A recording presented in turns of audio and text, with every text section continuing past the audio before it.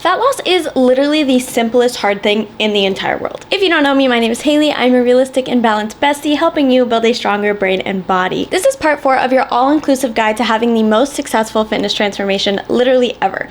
Last episode in the series, we talked about body recomposition, but I know that for some of us, fat loss is just the priority, and you're like, please bitch, just tell me how to lose fat.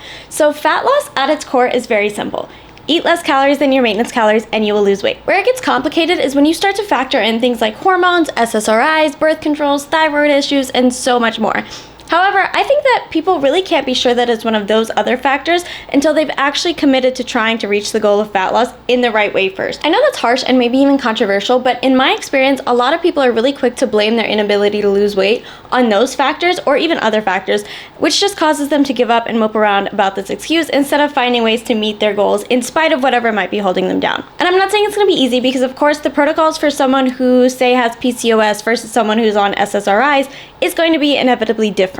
But again, I wouldn't jump to trying to find more specific protocols unless you're already 100% positive through testing or something like that, that it is an outside factor affecting your ability to lose weight. Or if you've tried everything that I'm about to tell you for at least 6 months before jumping the gun and just saying that the basics don't work. Now, at the end, I'm gonna break nutrition down into 2 categories, one being those who don't wanna track calories and one being those who do feel comfortable tracking calories. So those who don't wanna track calories or don't wanna hear anything about the numbers can just exit when we get to that point and I'll let you know. But first, we need to talk about the other factors that will produce fat loss. We have 6 main pillars of fat loss here. I'm going to be covering number 1, which is realistic practices. Number 2 is your mindset. Number 3 is hydration. 4 is training. 5 is cardio. And 6 is habits. And because I'm me, we're going to start with the mindset pillars first and talk about the science of what happens in our brain when we start a fat loss journey. Number 1, and possibly the most important, being realistic practices. I see this so much, and I've also been a victim of the mentality where I'm like, okay, I'm just going to do this and this and this, and then I'm going to reach my ideal weight. But the problem is that a lot of times when we decide on that and we're in that high vibe productive mode, it's not actually things that we're going to be able to stick to in our day-to-day lives. So you have to be really intentional about finding what's realistic for you. If meal prepping isn't something that you can do every single day and commit to on a weekly basis, then don't commit to it. Find high quality pre-made meals, or you can even opt for microwavable versions of pre-made meals and proteins and add those to microwavable veggies and carbs, which is what I do personally. The key here is planning ahead, and you have to really look at your previous weeks and think about where you could have added in 10 minutes to plan out your meals for the week, or see where you could have fit in 2 to 3 movement blocks. Taking those moments into account, then you can look at your upcoming week and pencil in those 10-minute blocks, that 2 to 3 movement times, and 1 grocery trip. Note that you can always add more movement or more workouts or create more challenging meals as the weeks go on, but it's been scientifically proven that our brain will dwell on unfinished tasks. Something called the Zeigarnik effect. I'm not even gonna pretend I pronounced that correctly, but if it's something like a workout that we didn't complete and we feel like it's too late to complete that now because the week is over and we didn't do it on the day we said we would, our brains will actually kind of self-sabotage us and make us think that we'll never be able to complete that task, thus making us think we'll never be able to lose the fat. So by starting small and starting realistic, you're not only releasing dopamine every time you complete something that you said you were going to do, but you also increase your confidence in yourself, which will help you stay more committed as you go throughout this journey. The second key here is mindset, and not in the way of like, oh, you have to have a positive mindset on this journey to be successful, because while that is helpful, it's not necessarily the key here. The key is to actually dive deep into why you may have had the fat loss struggles up until this point. And I know that's really uncomfortable, but really digging deep here to be like, okay, do I overeat when I'm sad? What about when I'm happy? What are my typical eating habits? Am I eating fast food because it's the easiest? I can't tell you the exact questions to ask yourself, but what I can tell you is that if you don't find the root here, you're entirely more likely to put all the fat back on even after you lose it. Because you need to understand what your triggers are around food and do the mental work to figure out what causes this for you and how you can find healthier coping mechanisms or routines. If your triggers are based in a body dysmorphia realm, I highly recommend working with a trained professional to help battle those impulses, because again, if you just push it down and ignore it, it will come back. Now, along with this mental side, we have to talk about patience. And I know that's probably the one that's the most boring to hear, but you have to accept that going into this journey, it is going to take time. You did not gain excess fat overnight, and you're not going to get rid of it overnight. You can't even get rid of all of it in a month, to be honest. And if someone is promising you that, they literally do not care about your longevity and sustainability, and they're probably just trying to scam you. So you have to accept the time commitment and really commit to yourself to find the root of the problem by either journaling it out, assessing your eating habits, or working with a professional here to get to that root. Our next pillar is hydration. So talking about water intake, I know sounds really simple, and you're probably aware that water is a vital part of being human. But proper water intake can honestly aid you so much on your fat loss journey. Not only can it help you feel more full, but a lot of times when we're feeling hungry and we think that our stomach's growling, our body might actually just be trying to tell us that we're thirsty. Hydration is also a key to building muscle, which will help aid you in building a better body composition overall. To get the best results with the easiest formula, you should try to aim to drink 0.7 ounces of water per pound of body weight that you have. The fourth pillar is strength training. Studies show that the most significant reductions in fat loss occur when you combine a proper diet with strength training. Now, this doesn't even mean only lifting heavy, because strength training comes in many forms. So as long as you're lifting weights of some kind or using any resistance to train while challenging yourself to increase the reps or resistance each week, you are successfully strength training. The best way to ensure that you're losing fat and not your muscle is by focusing on progressive overload. So really focusing on improving each week and keeping track of how much weight you lift, how many reps you do, how long you rest, and how many sets you perform is a great way to skyrocket your success and help build muscle effectively. Building muscle is the key to fat loss, because the more muscle mass you have on your body, the more calories you're going to burn even while at rest. Muscle is also the key to achieving that toned look that everybody is going for. And I know everyone fears getting bulky, but I actually do have a whole episode on the facts around getting bulky if that's actually a fear of yours. The truth is that the more muscle you have on an area, the leaner that part of your body is going to look, because any body fat that you had on that body part is going to spread out across more mass. So if, for example, I hold a lot of fat in my arms, but I train my triceps and build muscle there, assuming I'm training while following these protocols, the fat that I have will be more evenly distributed as I gain muscle there. And then as I lose fat, depending on my genetics, of course, the fat that's been dispersed around the muscle will eventually shed away completely. It's important to note that where you hold fat is obviously going to depend on genetics, but again, you can't really be sure that it's genetics until you follow these protocols and given yourself a fair chance at actually losing the fat. Now, we also have to talk about cardio. Cardio is a tool that can be used for fat loss, but I think a lot of people who are attempting to lose fat go a little bit too hard on the cardio, and they actually end up burning off their muscle instead of their fat, because they either weren't eating enough carbs in comparison to the amount of cardio, or they're just simply doing too much cardio for too long. It's recommended to do no more than 4 hours of cardio per week when it's low intensity cardio, so things like walking, cycling, or light jogging, and no more than 1 to 2 high intensity cardio sessions per week, meaning things like sprints, intense HIIT circuits, or any other high paced cardio. You also want to make sure that you're doing your cardio at the end of strength training if performing them on the same day, because this will help you maintain the most muscle mass, which will help your body composition overall. There's also been studies that show that increasing your NEAT, N-E-A-T, can also aid in fat loss. This is your non-exercise activity thermogenesis, aka the energy that you expend for everything we do that is not sleeping, eating, or exercise. It ranges from the energy expended while you're walking to work, or typing, or anxiously shaking your leg, or even fidgeting. So this is why doing small things like taking the stairs instead of the elevator, parking a few spots away, and walking all the way in can actually really aid in our fat loss journey. Now, the last pillar is arguably the most important one, and that is habits. The goal here is to make healthier choices easier than the easy choices. This means not keeping the candy that you always binge on accessible in your kitchen, or not having sodas at eye level when you open the fridge. When you make the easy choice harder to achieve, you're more likely to choose the option that's right in front of you. And this goes for your workouts too. If you lay out your walking outfit right next to you when you wake up, you're more likely to actually go on that walk. But if your walking shoes are hidden at the top of your closet behind your other clothes, guess who's not going on that walk? You know better than anyone what your go-to easy choices are, so you really just have to replace those with choices that you would rather make in that moment. And you don't have to do this all at once, but start with a relatively easy habit to replace and make the replacement option something that is so easy to achieve that you almost can't not do it. For example, when I was working my old schedule, my biggest struggle was laying in bed scrolling on social media and then being late to the gym.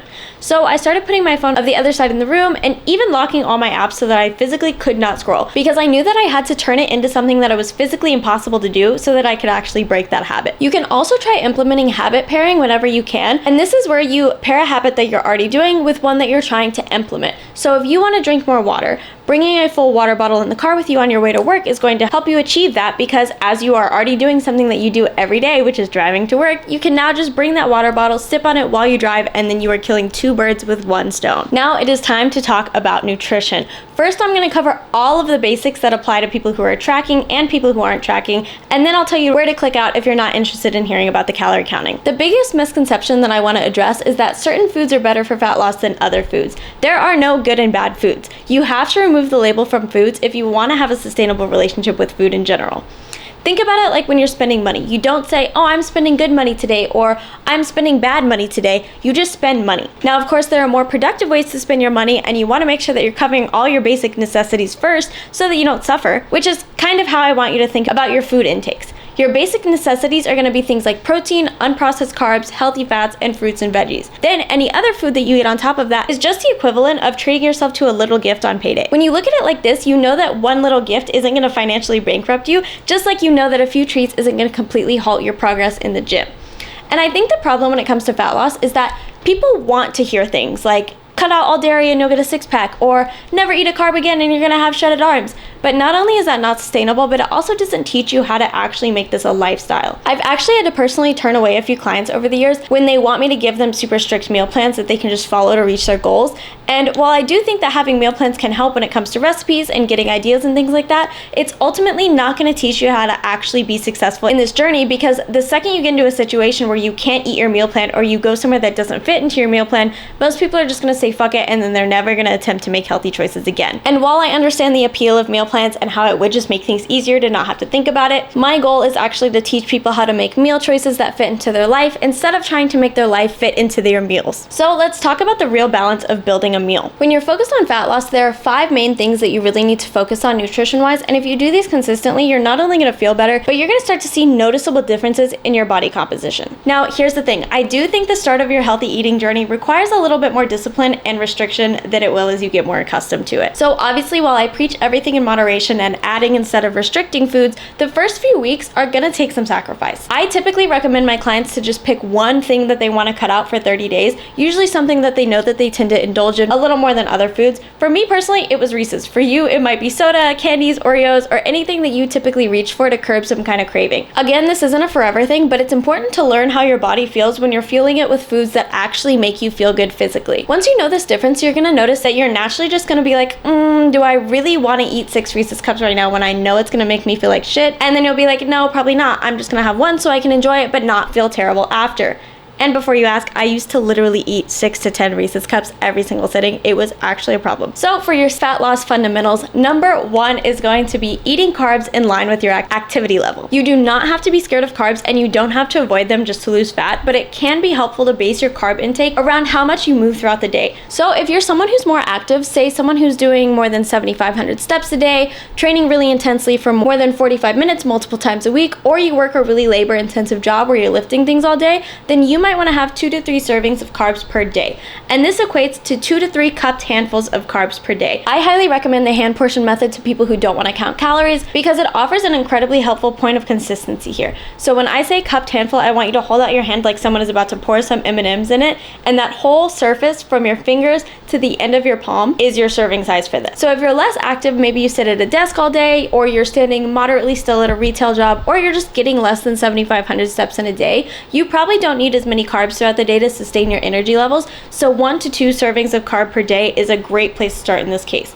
Again, that's 1 to 2 cupped handfuls of carbs. Fundamental number 2 is eating more fats. I think there's always been a weird misconception that eating fats will make you fat, but this couldn't be further from the truth. Fats are incredibly helpful for not only hormone regulation, but also metabolizing vitamins and minerals and energy storage. The myth of fats being bad typically comes from overconsumption of trans fats and in some cases saturated fat. Trans fats are things that have been genetically altered, so think things like store-bought pastries, cakes, deep fried foods, and anything else that's been really highly processed. In general, we really want to limit anything that's been highly processed because just as a whole, a lot of times things aren't legally required to list the correct percentages of ingredients in their food, and it can just make it really hard to keep track of how many servings you're actually getting of something. Just the act of limiting processed foods alone has been shown to help people lose stubborn fat easier than almost anything else. Now when it comes to healthy fats, this is going to be things like avocado, salmon, eggs, nuts, chia seeds, and things like that. We are still going to be sticking to using the hand portion method here, and for fats we are going to use our thumb as our measurement. So to measure with the thumb, you are going to use the whole length of the thumb from the finger point to the point where your knuckle connects to your palm. So if you are on the more active side with 2 to 3 cupped handfuls of carbs per day, you want to get 3 to 4 thumb-sized portions of healthy fats per day. Now if you are on the sedentary side with only 1 to 2 cupped handfuls of carbs, you'll want to aim for 4 to 6 thumb-sized servings of healthy fats throughout your entire day. Our third fundamental is eating more protein. Now I'm sure you've heard all about protein by now and why it's amazing, but there are a few key reasons that protein is a huge factor in fat loss. One being that protein will help you feel more full, and it's going going to help reduce your cravings. Protein is also the building block of muscle, which, as we talked about earlier, muscle is a key factor in burning more fat even while you're at rest. And lastly, protein is harder for our body to digest, and not in a bad way, but it actually helps increase your metabolic rate by taking more energy to break it down. All that being said, to measure our protein, we are going to use our full palm for these portions, meaning that if you held your hand straight out flat, you're going to use that whole circular area of your palm to equal 1 serving of protein. Now, protein intake is going to vary person to person, but generally you want to aim for a minimum of 3 to 4 palm-sized servings of protein a day. Now, if you have a protein shake or a snack or something that's around 20 to 30 grams of protein, you can also swap out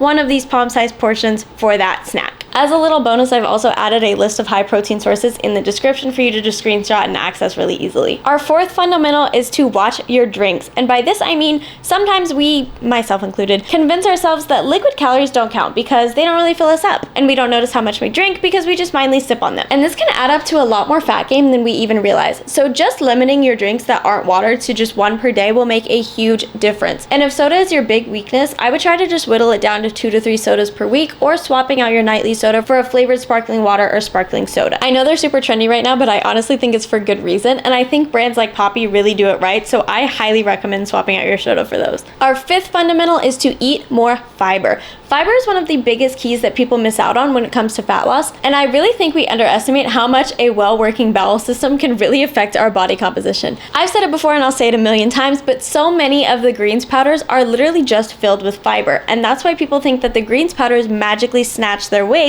but really their body just needed more fiber. And what's one of the best sources of fiber? Veggies. I know you didn't want to hear me say it, but I'm saying it anyway. Sticking with our hand portioning here, we're gonna ball our hand up into a fist, and that whole fist is 1 portion of veggies. So you want to try to aim for 1 to 2 servings of veggies per day, and I swear you are going to be feeling like a brand new bitch. And you're also going to be shocked at how much things are just moving inside of you. Now, if you do prefer to take a fiber powder or a greens powder or a supplement or something like that, you can swap out 1 of your servings per day for that supplement, but I would recommend just getting it straight from the source. Also, one of my biggest mentions when it comes to nutrition is to try to finish the protein on your plate first. This will help you reach a more satiating hunger point and will also help you to learn to listen to your body and really understand when you're full. Once you know this fullness point, you can start to make adjustments to your meals based around that. So for example, you might notice that you get full eating big meals, but then you're hungry a few hours later. This might mean that you want to switch up your portions just a little bit to fit better into that eating schedule for you. So this new schedule might look something like a protein heavy breakfast,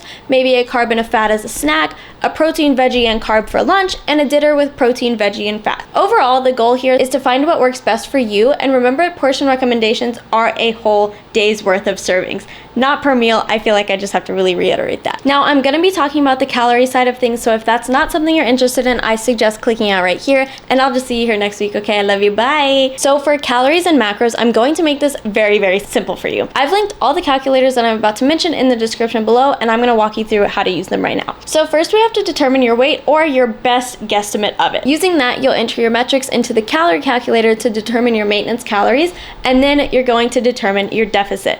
I recommend starting at about a 20% deficit for your fat loss journey, so you'll just slide it right over to the 20% dial on the calculator. Once you have your new calories with the deficit, you're going to enter those into the macro calculator. You'll also have to guesstimate your body fat percentage based on the photos if you don't already know it, so you'll enter that into the calculator to determine your best protein intake. Using that calculator, you're also going to choose your fat and carb intake. Now, like I said earlier, if you're more on the active side and you're doing something like over 7,500 steps a day, or you have a more active job, you're probably going to want to go for the 20% fat to 30% carb ratio, and if you're more sedentary, you're going to choose the lower carb, higher fat percentage. You also have the ability to choose minimum, moderate, or maximum protein, and once you choose that, you're going to have your macros and your calories for your journey. Now, you are going to have to find a way to track these calories and these macros to make sure that you're staying on top of it. I personally use the app MyFitnessPal, but I've heard that Chronometer is also a great calorie tracking option. Both allow you to enter your own numbers here, meaning you can just enter everything that we just calculated into those apps so that you can stay on top of this here. So you still want to try to make sure that you're limiting your processed foods and drinks that aren't water, because sometimes when we're calorie tracking, we get just so focused on those numbers and we ignore the quality of our food, and that can still do a lot of damage, not only to our energy levels, but just to our body composition in general. We have to remember that it's supposed to be a balance, so don't get too lost in the numbers here or trying to restrict things too much, because again, we want this to be a lifestyle,